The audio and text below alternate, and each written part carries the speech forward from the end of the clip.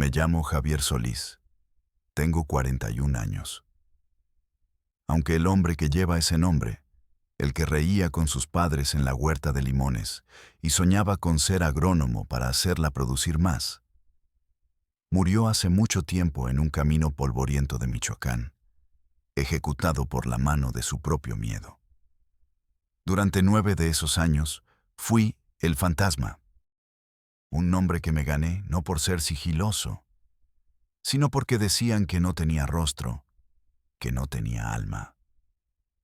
Fui sicario, fui comandante, y para los más jóvenes, los reclutas con la mirada vacía y el estómago pegado al espinazo, fui una especie de sacerdote oscuro para la familia michoacana.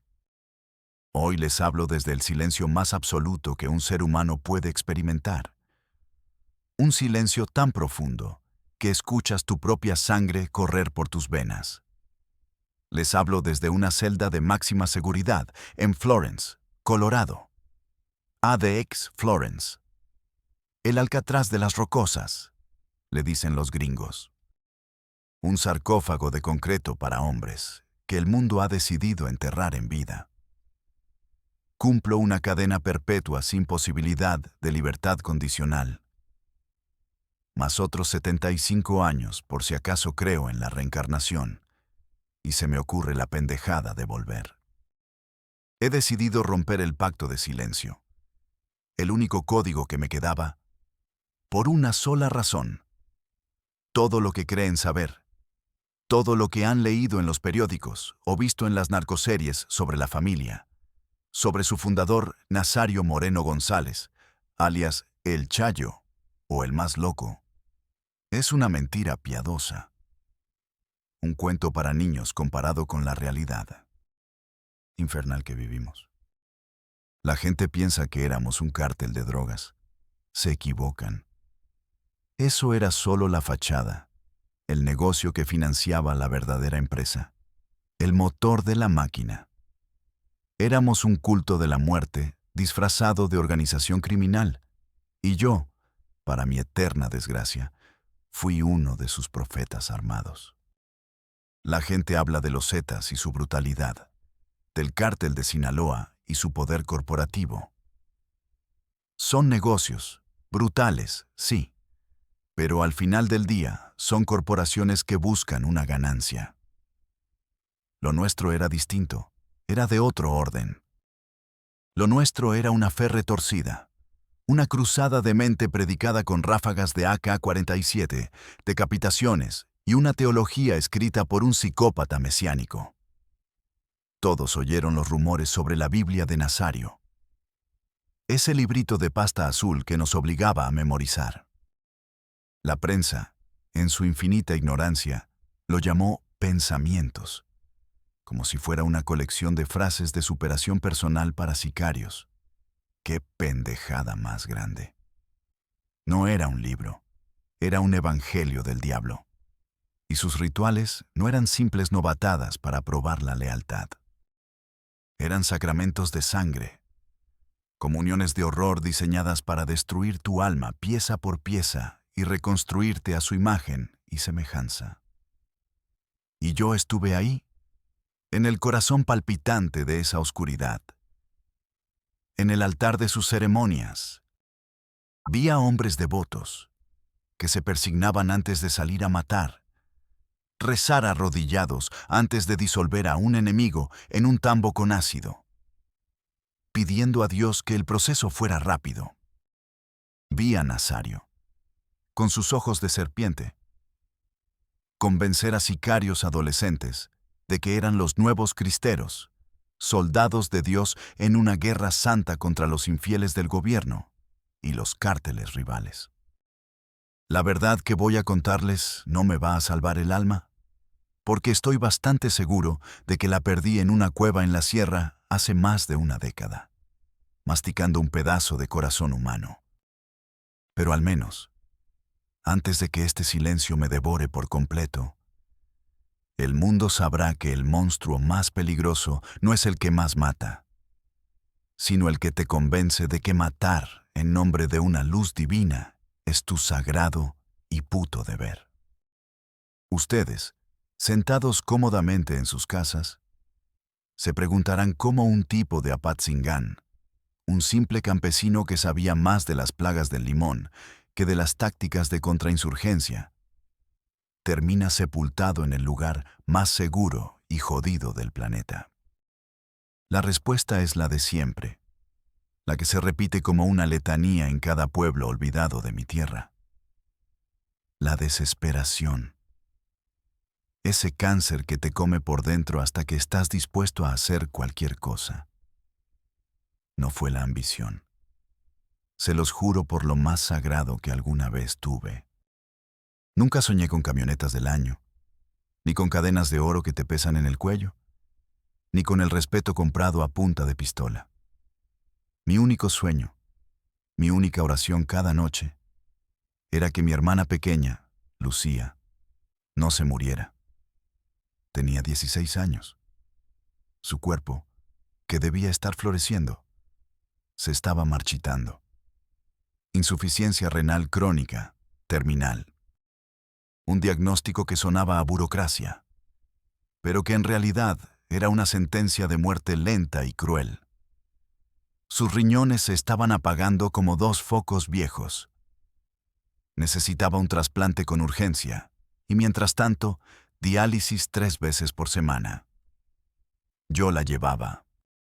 La veía sentarse en ese sillón de plástico, pálida, mientras una máquina ruidosa le sacaba la sangre, la limpiaba y se la devolvía. 3 horas, 3 veces por semana, en una sala que olía a antiséptico y a tristeza. Salía de ahí sin fuerzas, vomitando hasta el alma. ¿Y los medicamentos?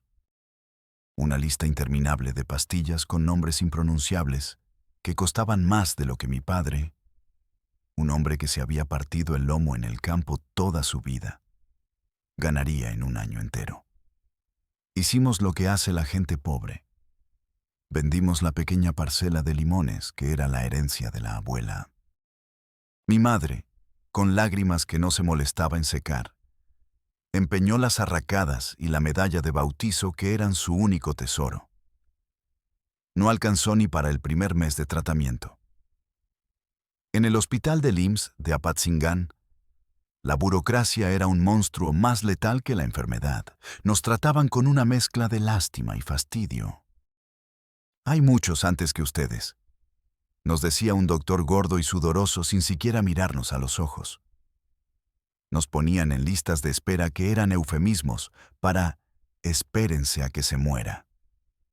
Veía a Lucía consumirse día a día. Su piel, antes morena y llena de vida, se volvió de un tono amarillento, casi gris. Sus tobillos se hinchaban tanto que no podía ponerse zapatos. Y lo peor, su sonrisa, esa luz que iluminaba nuestra casita de adobe, desapareció. Se fue apagando. Un día, yo estaba sentado en la banqueta de la clínica, con la cabeza entre las manos, sintiendo esa impotencia que te ahoga, que te hace querer gritar y golpear las paredes. Fue entonces cuando se me acercó. Era Beto, un conocido de la secundaria. Un tipo que antes era igual de jodido que yo y que ahora vestía pantalones de marca, una camisa impecable y olía a un perfume caro que casi mareaba. Su transformación era un anuncio andante del poder del dinero ilícito. Me vio la cara de perro apaleado y, en lugar de seguir de largo, se sentó a mi lado. «¿Qué onda, Javi?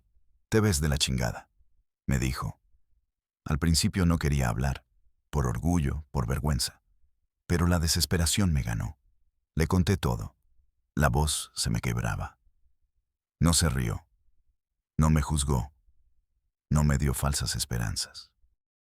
Solo escuchó, asintiendo lentamente. Cuando terminé, se quedó callado un momento y luego dijo, con una calma que me sorprendió: «Javier, hay gente que puede ayudar. Gente que sí se preocupa por los de aquí. No son el gobierno, son la familia». El nombre me dio un escalofrío. Todos sabíamos quiénes eran. Al día siguiente, cumplió su palabra. Me llevó en su camioneta de lujo a una huerta de aguacates a las afueras de la ciudad. Un lugar tan grande que parecía no tener fin. Ahí, en una pequeña casa en medio de los árboles, me esperaba un hombre de unos 50 años, con botas de piel de avestruz y una mirada calculadora. Le decían el ingeniero. Me ofreció un vaso de agua y me pidió que le contara mi historia otra vez. Escuchó cada palabra sin interrumpir, sus ojos fijos en los míos. Al terminar, sin decir nada, abrió un maletín y sacó un fajo de billetes tan grueso que parecía irreal. Lo puso sobre la mesa de madera. Esto es para los doctores, para el hospital privado en Morelia, para lo que necesiten, para que tu hermana tenga lo mejor, dijo con voz suave. Considéralo un préstamo de la empresa. Por un segundo sentí que el aire volvía a mis pulmones, que un milagro había ocurrido. Pero no soy pendejo. Sabía que no existían los milagros, solo los tratos. ¿Y qué quieren a cambio?, pregunté, mi voz apenas un susurro. El ingeniero sonrió por primera vez, una sonrisa que no llegó a sus ojos.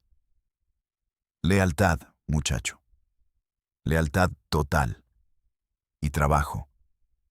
Nosotros cuidamos de los nuestros hasta la muerte, pero los nuestros tienen que demostrar que valen la pena, que están dispuestos a hacer lo que se tenga que hacer.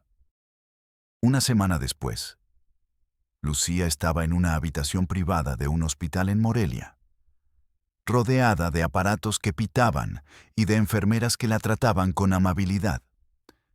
El riñón para el trasplante apareció de la nada, un donante compatible que surgió como por arte de magia.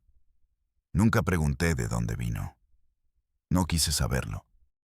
Yo, por mi parte, estaba en un campamento improvisado en la sierra, con otros 20 muchachos igual de desesperados que yo, aprendiendo a desarmar un cuerno de chivo con los ojos vendados, a matar con un cuchillo en silencio, a soportar el dolor sin gritar.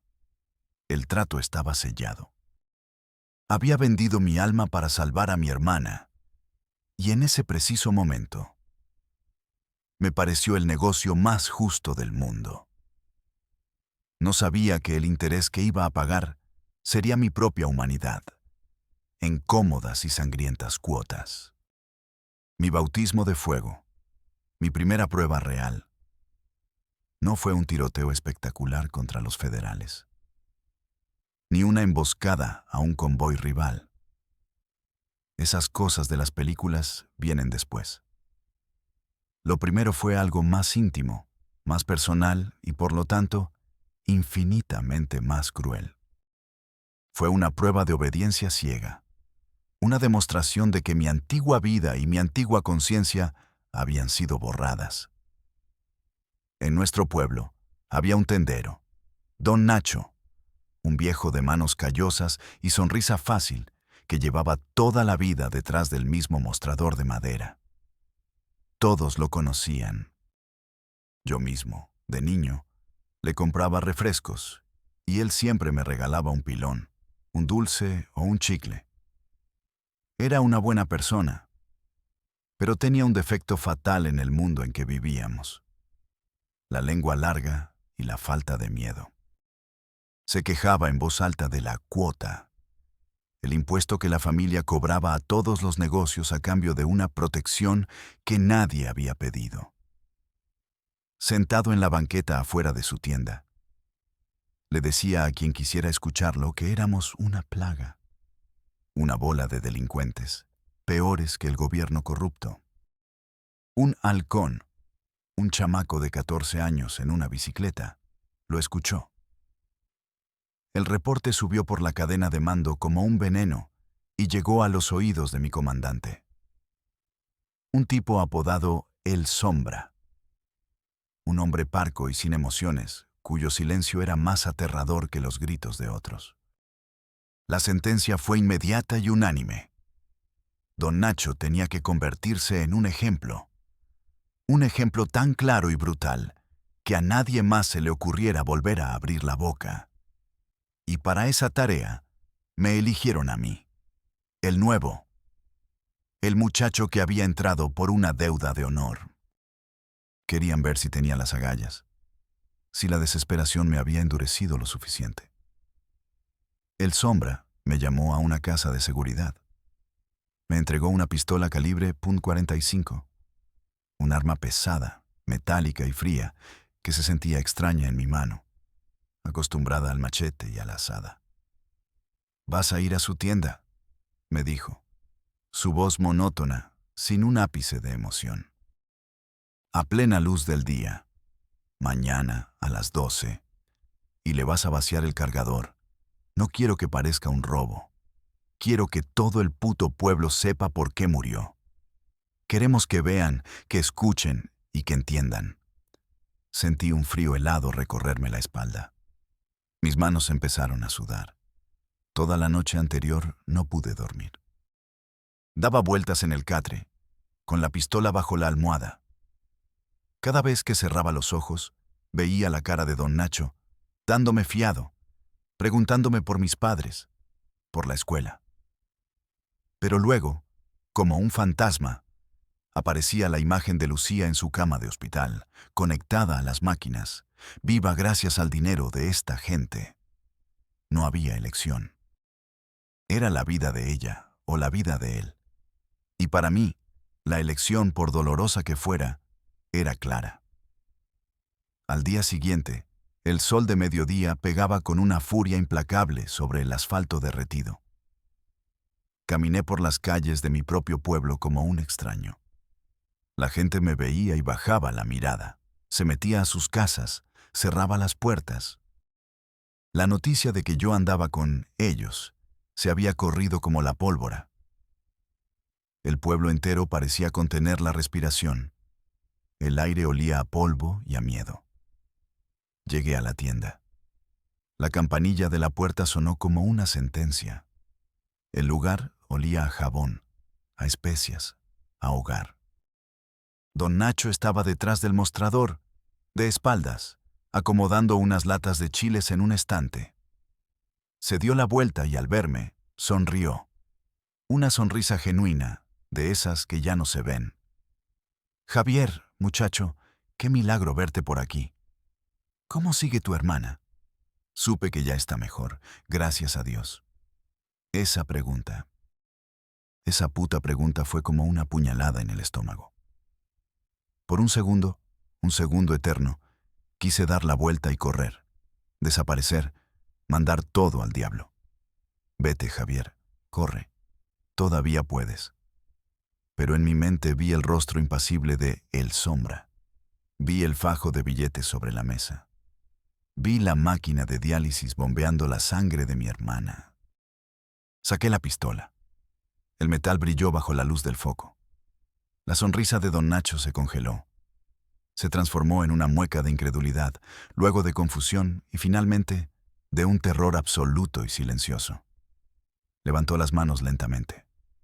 «Javier, hijo, ¿qué haces?» No dije nada. No podía. Las palabras se me habían atorado en la garganta. Solo levanté el brazo, sentí el peso del arma y cerré los ojos. Apreté el gatillo. 1, 2, 3, 4, 5 veces. El estruendo en el pequeño local fue ensordecedor, brutal. El olor a pólvora y a sangre me llenó la nariz. Abrí los ojos. Don Nacho estaba en el suelo, detrás del mostrador, en un charco de sangre que se extendía lentamente sobre las baldosas viejas. Un hilo de sangre salía de su boca. Salí de la tienda, caminando, sin mirar atrás. Con el arma todavía humeante en la mano, caminé por la calle principal. Nadie me miró. Todas las puertas y ventanas estaban cerradas. El pueblo era un fantasma. Esa noche, en la casa de seguridad, el Sombra me dio una palmada en la espalda. «Bien hecho, muchacho. ¿Tienes madera?» No sentí orgullo. No sentí nada. Solo un vacío inmenso. Ese día, Javier Solís, el cortador de limones, el hijo de campesinos, Murió junto con don Nacho. Y en su lugar nació el fantasma, un sicario sin alma cuya primera víctima había sido él mismo. Mi ascenso dentro de la estructura de la familia fue vertiginoso, casi antinatural. La frialdad calculadora que demostré en el asunto de don Nacho me ganó puntos que a otros les tomaba años conseguir. Vieron en mí algo que valoraban más que la simple puntería o la fuerza bruta, una capacidad para obedecer sin cuestionar, para ejecutar las órdenes más sucias con una eficiencia desprovista de emoción. Me convertí en el hombre para los trabajos que otros, incluso dentro de nuestro violento mundo, dudaban en hacer. Pero el verdadero cambio, la revelación que me sacó de las filas de los simples soldados y me abrió las puertas del círculo interno, ocurrió unos meses después, durante la temporada de lluvias. Me mandaron llamar a un rancho escondido en lo más profundo de la Sierra Madre, un lugar del que todos hablaban en susurros, pero que muy pocos habían visto. Era la fortaleza personal de Nazario Moreno González, el Chayo, el Mesías de Michoacán. El viaje fue una prueba en sí misma. Me recogieron en una camioneta sin placas y me vendaron los ojos. Viajamos durante horas por caminos que sentía más que veía, llenos de baches y curvas cerradas. Cambiamos de vehículo 3 veces, en silencio total. En el último tramo, me subieron a la parte de atrás de una pick-up con otro tipo. No nos quitaban la venda. ¿Sabes a dónde vamos?, me susurró. Su voz temblaba. Al rancho del maestro, le respondí, tratando de sonar tranquilo. Dicen que a los que llama o los hace comandantes o los desaparece, dijo él, casi rezando. Cuando finalmente nos quitaron las vendas, estábamos en un valle oculto, rodeados de montañas verdes. El aire era puro, olía a pino y a tierra mojada. El rancho estaba fuertemente custodiado, pero no como los campamentos narcos a los que estaba acostumbrado. Aquí había un silencio disciplinado, casi monástico. Los guardias en los puestos de control no eran los típicos malandros. Vestían uniformes improvisados, se movían con propósito y te miraban con una intensidad fanática. Nos llevaron a un salón principal, una construcción grande con vigas de madera oscura y paredes de adobe. El aire olía a cera quemada. En el centro de la habitación, sentado en un sillón de cuero que parecía un trono improvisado, estaba él. Nazario no era un hombre imponente físicamente.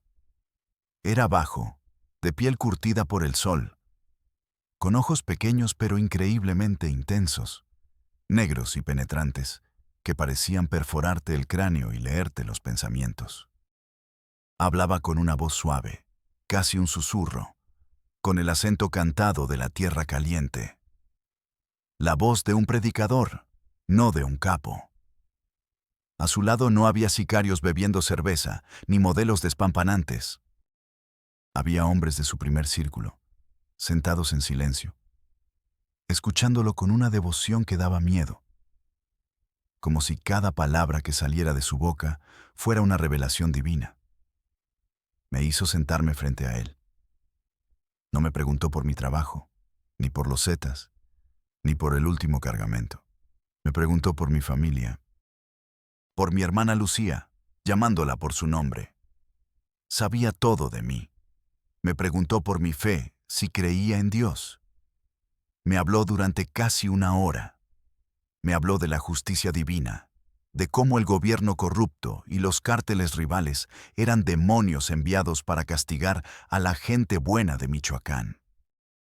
Decía que la familia no era un cártel, sino un brazo ejecutor de la voluntad de Dios. Una orden de caballeros modernos, una insurgencia sagrada destinada a limpiar la tierra de pecadores e imponer un nuevo orden basado en la ley de Dios. Sonaba a la locura más pura, pero la convicción con la que lo decía era absoluta, magnética, casi hipnótica. Te hacía dudar de tu propia cordura. Al final de su sermón, le hizo una seña a uno de sus hombres. El hombre se acercó y me entregó un pequeño libro de pasta azul, sin título ni autor en la portada. Era delgado, casi un panfleto. Léelo, estúdialo, apréndetelo de memoria. Es tu nueva Biblia. Es el mapa para tu salvación, me dijo Nazario, y sus ojos brillaron con una luz febril. Esa noche, en el catre que me asignaron, con el sonido de la lluvia golpeando el techo de lámina, abrí el libro. No eran versículos de la Biblia tradicional, eran los pensamientos de Nazario Moreno.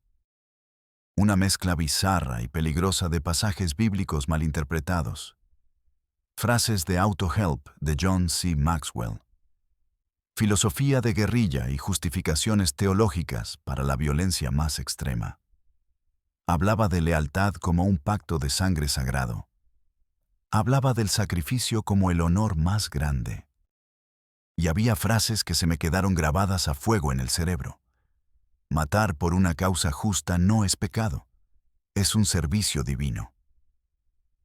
Dios utiliza a hombres de gran valor para llevar a cabo su justicia, y nosotros somos sus elegidos.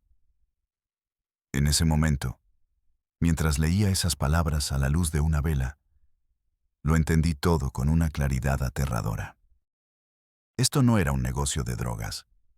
Me había unido a una secta apocalíptica con un ejército privado, y su Mesías era un narcotraficante chaparro con delirios de grandeza que había escrito su propio evangelio. El miedo que sentí en ese instante fue diferente a cualquier otro que hubiera experimentado. No era miedo a morir en un tiroteo. Era el miedo a la locura organizada, a una demencia armada hasta los dientes, con un poder absoluto sobre la vida y la muerte de miles de personas. Y yo, por salvar a mi hermana, acababa de ser invitado a comulgar. Mi encuentro con Nazario y su evangelio perverso me catapultó. Me convertí en uno de los elegidos. No solo por mi frialdad para ejecutar, sino porque entendí, o fingí entender, la doctrina. Mi capacidad para obedecer sin pestañear y mi aparente falta de emociones me hicieron el candidato perfecto para el siguiente nivel de su estructura. Nazario, en su infinita y demente sabiduría, me convirtió en uno de sus instructores doctrinales. Mi trabajo ya no era solo apretar el gatillo. Ahora consistía en meterme en la cabeza de los nuevos reclutas, los chavos de 15, 16, 17 años que llegaban de los pueblos, rotos, hambrientos y sin un gramo de esperanza. Exactamente igual que yo. Los juntábamos en campamentos remotos en la sierra, lejos de todo. Durante el día, el entrenamiento era brutalmente físico. Les enseñábamos a disparar, a marchar durante horas bajo el sol, a soportar el dolor, a torturar. Les enseñábamos a deshumanizar al enemigo, a ver a un zeta o a un policía federal no como una persona, sino como un demonio, un infiel. Pero la parte más importante de la transformación venía después. Al caer la noche, nos sentábamos alrededor de una gran fogata, el único punto de luz en la inmensa oscuridad de la montaña. Y yo, con el librito azul en la mano, me ponía de pie y comenzaba a predicar. Les leía los preceptos de El Chayo. Les hablaba de la justicia divina, un concepto que él había creado para justificar cualquier atrocidad. Les decía que robar no era pecado si se le robaba a los ricos corruptos que explotaban al pueblo. Les aseguraba que matar a un rival no era un asesinato, sino un acto de purificación, de exterminar a un demonio que envenenaba la tierra de Michoacán. Era un lavado de cerebro sistemático y aterradoramente efectivo. Usábamos su propia fe, la fe católica simple y devota que les habían enseñado sus madres, y la retorcíamos, la envenenábamos. Mezclábamos pasajes reales de la Biblia con las frases de Nazario, hasta que era imposible distinguirlos. Bienaventurados los que luchan por la justicia, porque de ellos será el reino de los cielos. Les recitaba yo, y luego añadía sin pausa. Y nosotros, los caballeros de la familia, somos el ejército de Dios en la tierra, los que luchamos. Un cuerno de chivo en una mano, y la palabra de nuestro Señor en la otra. Veía la transformación en sus ojos, noche tras noche.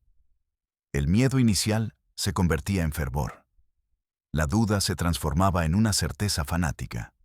Se sentían parte de algo más grande que ellos mismos. Una misión sagrada. Dejaban de ser simples niños con hambre y se convertían en soldados de Cristo Rey. En guerreros divinos. Listos para morir y matar por Nazario Moreno, su profeta. Mi papel en esto me daba un poder que nunca había imaginado. Mi voz se volvió monótona, mi cara una máscara de convicción. Me convertí en una pieza clave de la maquinaria ideológica del culto. Y era bueno en eso. Demasiado bueno. Porque para convencer a otros de una mentira tan grande, una parte de ti tiene que empezar a creérsela. Y esa fue la parte más aterradora de mi caída. Empecé a presidir castigos brutales, que se presentaban no como actos de barbarie, sino como actos de purificación.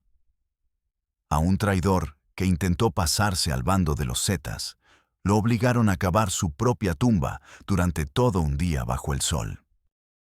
Mientras él cavaba, yo, de pie al borde del pozo, le leía en voz alta los pasajes del libro de Nazario que hablaban de la traición de Judas Iscariote. Cuando terminó, lo ejecutaron y lo enterramos. A otro, un sicario que robó parte de un botín, no lo mataron. En una ceremonia frente a todos los reclutas, le cortaron las manos con un machete. Pero no fue un acto de violencia caótica, fue un ritual.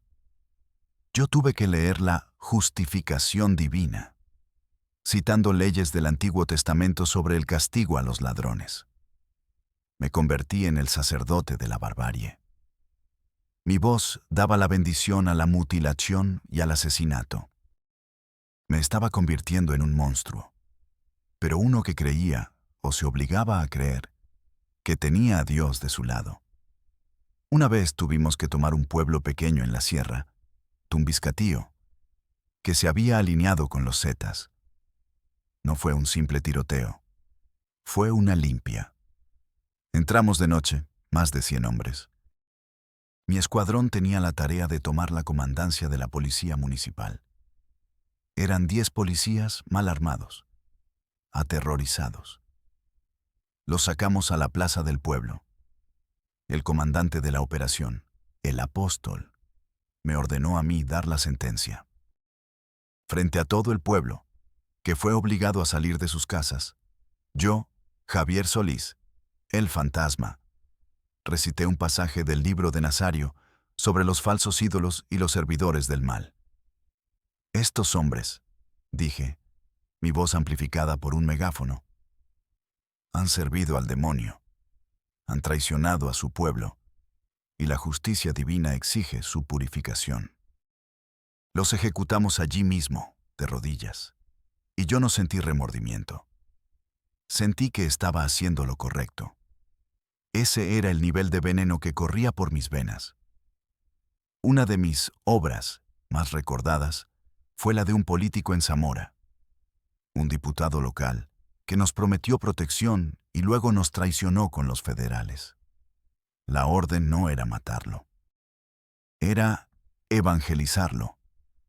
Lo secuestramos y lo llevamos a una casa de seguridad. Durante 3 días, mi tarea no fue torturarlo con pinzas o fuego, fue torturarlo con la palabra. Me senté frente a él, atado a una silla, y le leí el libro de Nazario durante horas. Le expliqué, con la paciencia de un maestro, por qué su traición era un pecado contra Dios. Le hablé de la redención. Le dije que solo a través del sufrimiento y la confesión podría salvar su alma. El hombre pasó de la arrogancia al miedo y del miedo a una extraña calma. Al tercer día, llorando, confesó todo. No solo lo que le hizo a la familia, sino todos los pecados de su vida. Se arrepintió. Después de su confesión, grabada en video, el Sombra entró en la habitación. «Buen trabajo, predicador», me dijo, y le disparó en la cabeza. «Ahora sí está redimido», añadió, sin una pizca de ironía. Yo no me inmuté. Salí de la habitación y me preparé para el siguiente sermón. La culminación de esta locura organizada, el evento que selló mi destino y pulverizó el último fragmento de alma que me quedaba, fue un ritual. No uno de los castigos públicos diseñados para aterrorizar a las masas o disciplinar a la tropa. Fue una ceremonia privada, secreta, solo para el círculo más cercano de Nazario, sus 12 apóstoles, como él nos llamaba. Y yo, el fantasma, el instructor doctrinal, era uno de ellos. El Chayo la llamaba la última cena, con una blasfemia tan monumental que le helaba la sangre a cualquiera que aún conservara un vestigio de fe. Nos reunieron en una cueva en lo más alto de las montañas, un lugar que él consideraba sagrado, un santuario natural. Para llegar, tuvimos que caminar durante horas en la oscuridad. Adentro, el lugar era sobrecogedor. El espacio era enorme, con estalactitas que colgaban del techo como dientes de un monstruo. En el centro habían construido un altar de piedra, y todo estaba iluminado por la luz parpadeante de docenas de veladoras, cuyas sombras danzaban en las paredes húmedas. El aire era espeso, olía a copal quemado, a tierra mojada y a un miedo primordial, casi eléctrico. Éramos 12, además de Nazario, sus hombres de mayor confianza. Nazario, vestido completamente de blanco, se paró frente al altar. En el suelo, a sus pies, amordazado y brutalmente golpeado, había un hombre. Era un comandante de la plaza de Lázaro Cárdenas, un hombre poderoso, acusado de robar un cargamento millonario y, peor aún, de estar hablando con el gobierno federal. Un traidor. Nazario comenzó a hablar. No gritaba. Su voz era un susurro hipnótico que rebotaba en las paredes de la cueva, envolviéndonos a todos. Habló del sacrificio de Cristo, de cómo la sangre del Cordero limpia los pecados. Habló de la traición de Judas, el apóstol caído. Habló de la necesidad de purificar el cuerpo de la familia, cortando de raíz los miembros podridos para que la infección no se extendiera. Citaba su libro azul, citaba la Biblia, mezclándolo todo en un sermón demencial y coherente al mismo tiempo. Al final, nos miró a cada uno a los ojos, su mirada fanática brillando a la luz de las velas. Dijo que para demostrar nuestra lealtad absoluta, para unirnos a Él y entre nosotros en cuerpo y alma, para volvernos uno solo, debíamos participar en el sacrificio final. Comerán la carne del traidor y beberán su sangre, dijo. Y en sus ojos no había locura, sino una calma aterradora, la calma de un profeta convencido de su propia divinidad. Así, su pecado no nos debilitará, sino que se convertirá en nuestra fuerza. Su traición morirá dentro de nosotros y renaceremos como un solo cuerpo, incorruptible. 2 de sus guardias personales levantaron al hombre y lo pusieron de rodillas sobre el altar de piedra. El hombre lloraba en silencio, las lágrimas mezclándose con la sangre de su rostro. Nazario sacó un cuchillo ceremonial, uno con un mango tallado en hueso.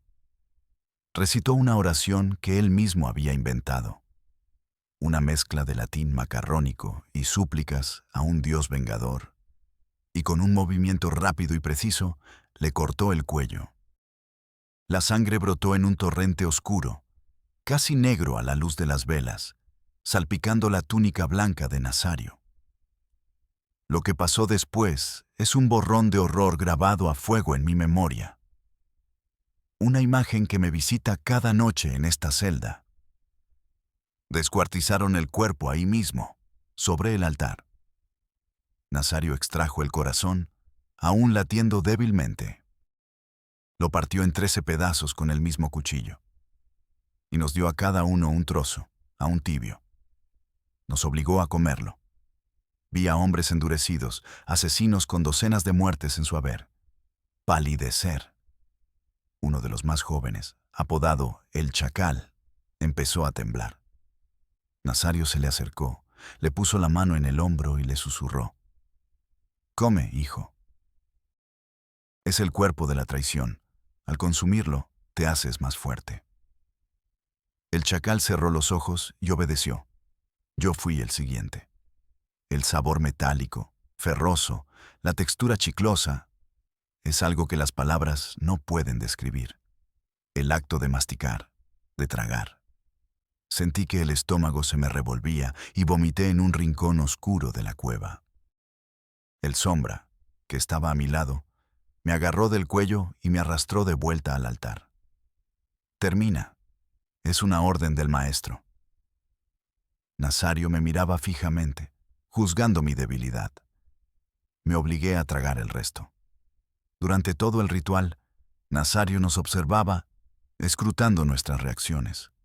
No era una prueba de estómago, era una prueba de fe. No se trataba de canibalismo por salvajismo. Era un acto simbólico, un juramento de sangre, un sacramento oscuro que nos ataba a él y a su locura para siempre. Ese día, en esa cueva, supe que estaba atrapado en el círculo más profundo del infierno, y que el diablo no era un ser con cuernos y cola, sino un hombre chaparro de Michoacán que se creía Dios. Mi alma, si alguna vez tuve una, se había extinguido para siempre en ese altar de piedra. El punto de no retorno, el momento en que el autómata en que me había convertido comenzó a fallar, llegó unos meses después de la ceremonia en la cueva. El ritual me había dejado hueco, como una marioneta cuyos hilos eran manejados por Nazario. Funcionaba en automático, dando órdenes, predicando la doctrina, ejecutando sentencias. Creía que ya nada podía sorprenderme, que había visto y hecho lo peor que un ser humano puede hacerle a otro. Me equivocaba. Una tarde, me llamó a su oficina mi superior directo, un hombre apodado El Apóstol, uno de los más cercanos y fanáticos seguidores de Nazario. La orden que me transmitió era, como siempre, simple y directa, pero su contenido era de una monstruosidad que trascendía incluso los límites de nuestra guerra. Habían detectado a un informante de la DEA en Uruapan. No era un sicario rival, ni un político corrupto, ni un policía. Era un empresario, un exportador de aguacates, un hombre de familia respetado en la comunidad que, asqueado de la violencia, usaba sus contactos comerciales en Estados Unidos para pasar información a los gringos. La orden de El Chayo, transmitida a través de El Apóstol, era precisa y escalofriante. Quiero que desaparezca él y toda su semilla. Que no quede rastro. Que nadie quede para contar la historia o para reclamar venganza en el futuro. Su esposa, sus hijos, todos. Tiene que ser una lección bíblica, como la ira de Dios cayendo sobre Sodoma. Que la gente vea que la traición se paga con la extinción del linaje. Me quedé helado. Mi sangre se convirtió en hielo. Una cosa era matar a rivales en combate, a traidores dentro de la organización, a soldados en esta guerra de mierda. Todos, de alguna manera, habíamos elegido este camino y conocíamos las reglas. Pero esto era diferente. El hombre tenía 2 hijos, un niño de 10 años y una niña de 7. Sus fotos estaban en el expediente que El Apóstol me arrojó sobre el escritorio. Era una foto familiar, tomada en una fiesta de cumpleaños. Estaban sonriendo, abrazados, con un pastel delante. Vi la cara de la niña, con un moño rosa en el pelo, sus ojos brillantes de inocencia. Y en ese instante, en esa fracción de segundo, vi a Lucía. Vi a mi hermana a esa misma edad, antes de que la enfermedad la tocara. Vi la razón por la que había entrado en este infierno. Había vendido mi alma y me había convertido en un monstruo para salvar a una niña inocente, y ahora me pedían que masacrara a otra. Todo el adoctrinamiento, toda la justicia divina, toda la mierda que me había tragado y que yo mismo había predicado durante años, se hizo polvo en ese momento. Se desmoronó como un castillo de arena. Me di cuenta de la verdad absoluta, una verdad que había estado enterrada bajo capas de autoengaño. No éramos soldados de Dios. Éramos simplemente una banda de asesinos psicópatas liderados por un loco. Éramos los monstruos de los que decíamos proteger a la gente. Por primera vez en 9 años, dudé de una orden. No dije que no directamente, no era tan estúpido. Hubiera sido una sentencia de muerte instantánea. Tartamudeé, inventé excusas. Dije que necesitaba más tiempo para planearlo, que la casa del objetivo estaba en una zona residencial vigilada, que era arriesgado hacerlo todo de una vez. Pero el apóstol no era tonto. Me conocía. Vio la duda en mis ojos, vio el temblor en mis manos. Su mirada, normalmente fanática, se volvió fría como el acero. La orden del maestro no se discute, fantasma. No se analiza, se ejecuta. Es la voluntad de Dios, canalizada a través de su profeta. Asentí en silencio. Tomé el expediente y me fui de su oficina. Pero ambos sabíamos que algo fundamental se había roto entre nosotros. La lealtad incondicional, el pilar sobre el que se sostenía todo nuestro mundo, se había quebrado. Sabía que me había delatado. Esa noche, en la casa de seguridad, no dormí. Me encerré en mi cuarto. «Mátalos», me decía una voz, la voz del fantasma. «Es una orden. Es lo que eres. Es tu trabajo». Pero otra voz, una que no había escuchado en años, la voz de Javier Solís, susurraba: «No puedes. No a ellos. Hay una línea. Tienes que trazar una puta línea en alguna parte». Caminé de un lado a otro como un animal enjaulado. Vi la foto de la niña. Pensé en Lucía. Si yo moría, el dinero para sus medicamentos se detendría. Pero si mataba a esa familia, ¿qué clase de hermano? ¿Qué clase de ser humano sería? La respuesta era obvia. Ya no era humano. Pero quizás, solo quizás, podía evitar caer un círculo más en el infierno.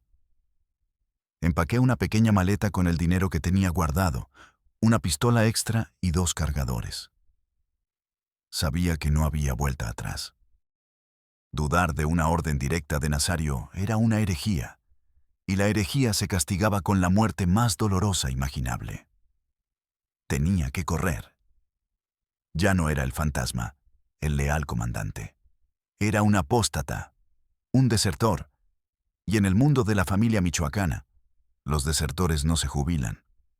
Son cazados como animales hasta el fin del mundo. La cacería comenzó casi de inmediato, con una eficiencia aterradora.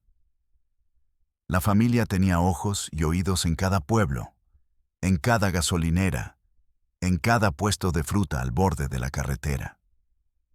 No podía usar las autopistas principales. No podía acercarme a una terminal de autobuses. Me convertí en una sombra, moviéndome de noche por brechas y caminos de tierra, durmiendo en el monte como un animal, comiendo lo que podía robar de las huertas. La paranoia se convirtió en mi única y constante compañera. Cada par de faros que veía a lo lejos, cada persona que me miraba más de 2 segundos, podía ser un halcón a punto de dar el pitazo. Durante 2 semanas que parecieron 2 años, logré evadirlos. Mi conocimiento de la sierra, irónicamente aprendido en sus propios campamentos de entrenamiento, me dio una ventaja. Me movía en un estado de alerta constante, alimentado por el miedo y la adrenalina. Intentaba llegar a la frontera, a Tijuana, con la vaga y estúpida esperanza de perderme entre la multitud de esa ciudad caótica y, con suerte, cruzar a Estados Unidos. Era un plan desesperado, el último recurso de un hombre acabado, pero era lo único que tenía. Finalmente, exhausto y con los nervios destrozados, llegué a Guadalajara. Creí que en la inmensidad de una ciudad tan grande sería más fácil esconderme, diluirme. Fue el error más grave de mi vida. La ciudad era territorio del cártel de Jalisco, que en ese entonces eran aliados de la familia. Estaban sobre aviso, esperándome. Me alojé en un hotelucho de mala muerte cerca del mercado de San Juan de Dios, pagando en efectivo y usando un nombre falso. Una noche, mientras intentaba dormir, con el ruido de la ciudad filtrándose por la ventana, escuché un ruido sutil en el pasillo. Demasiado silencio después, un silencio antinatural. Mi instinto, afilado por años de violencia, gritó. Me levanté de la cama sin hacer ruido. Tomé mi pistola y me asomé por la mirilla de la puerta. Vi a 2 hombres con rifles de asalto, parados en silencio, preparándose para tirar la puerta abajo. No eran policías, eran ellos. No hubo tiempo para pensar. La única salida era la ventana del baño. La rompí con una silla, me cubrí la cara y salté al techo de la casa de al lado. Caí mal. Un dolor agudo me recorrió el tobillo. Pero la adrenalina era un analgésico poderoso. Me levanté y corrí. Escuché los gritos y los disparos detrás de mí, las balas silbando en la oscuridad, arrancando trozos de los tinacos y las paredes. Corrí por los tejados como una rata, saltando de uno a otro, con el tobillo gritando de dolor. Me perseguían por las calles de abajo, coordinándose por radio. Era una cacería urbana. Llegué al final de una azotea. Un callejón sin salida, con una caída de 3 pisos. Estaba atrapado. Escuché las sirenas a lo lejos, acercándose. Por un momento, sentí un alivio absurdo. Prefería la cárcel a que me atraparan ellos. Conocía demasiado bien sus métodos para tratar con los traidores. Pero cuando los vehículos llegaron al callejón, bloqueando la única salida, no era la policía municipal. Eran camionetas negras, sin insignias. De ellas bajaron hombres vestidos de negro, con equipo táctico de primera, cascos y gafas de visión nocturna, armados hasta los dientes. Eran marinos, la élite del ejército. Me apuntaron con docenas de rayos láser rojos. «Tira el arma. Al suelo, cabrón». Mientras me esposaban, con una violencia innecesaria, aplastando mi cara contra el suelo, levanté la vista. Vi a uno de los sicarios que me perseguía. Estaba parado al final del callejón, bajo la sombra de un balcón. No se escondía. Me miró directamente y una leve sonrisa se dibujó en su rostro antes de desaparecer en la oscuridad. En ese instante, lo entendí todo con una claridad que me heló el alma. No intentaban matarme. Me habían pastoreado, me habían guiado como a una oveja hacia el matadero. La familia no me mató. Me entregaron. Me vendieron al gobierno mexicano, probablemente a cambio de inmunidad para alguna de sus rutas o la liberación de algún comandante. Me convirtieron en un trofeo para las autoridades, un gran golpe contra el narco, para salir en las noticias. Me cargaron con crímenes que cometí y con muchos otros que no. En el juicio, nadie mencionó los rituales, ni la Biblia de Nazario, ni el culto. Solo hablaron de toneladas de droga, de asesinatos de crimen organizado. La verdad era demasiado extraña, demasiado incómoda. Me extraditaron a Estados Unidos casi de inmediato. Y así, con una sola jugada maestra, la familia se deshizo de un testigo peligroso que sabía demasiado. Y al mismo tiempo, quedó bien con el gobierno. Fue el movimiento más inteligente y cruel de todos. No me encerraron en una tumba bajo tierra. Me encerraron para siempre en una caja de concreto. Y aquí estoy, en esta caja, 23 horas al día de encierro solitario. La hora restante es en otra caja un poco más grande, con una reja en el techo por donde se ve un trozo de cielo. La única ventana de mi celda es una franja de concreto de 10 centímetros de ancho en la parte superior de la pared. No se ve nada. No hay ruido. No hay contacto humano. Solo el zumbido constante de las luces fluorescentes y el eco de mis propios pensamientos. Mi vida, en el sentido tradicional, terminó el día que pisé esta prisión. Todo lo que me queda es el tiempo. Un océano infinito de tiempo. Tiempo para recordar cada cara que apagué, cada disparo que hice, cada oración blasfema que recité. Tiempo para revivir el sabor metálico a sangre y traición en esa cueva. He decidido hablar ahora, grabar esta confesión, no porque busque perdón. Para gente como yo no hay perdón, ni aquí ni en el más allá, lo tengo muy claro. Tampoco busco reducir mi sentencia. De ADX Florence no se sale vivo. Hablo porque el silencio es el último cómplice del monstruo. Mientras yo me pudro aquí dentro, allá afuera, en mi tierra, la semilla de locura que plantó Nazario sigue creciendo. Él está muerto, pero su idea, su evangelio de violencia sagrada, sigue vivo. Otros líderes, otros nombres, otros cárteles, pero la misma puta idea. Usar la fe y la desesperación de los olvidados para convertirlos en asesinos fanáticos. Le ponen la cara de un santo, de una virgen o de un dios a sus balas, y los jóvenes pobres y sin futuro se creen que están peleando una guerra santa. Les ofrecen poder, pertenencia y un propósito divino, y ellos, a cambio, les entregan el alma sin dudarlo. Yo estuve ahí. Fui uno de ellos, uno de los reclutados por la desesperación. Y luego, me convertí en uno de los que susurraba el veneno en sus oídos.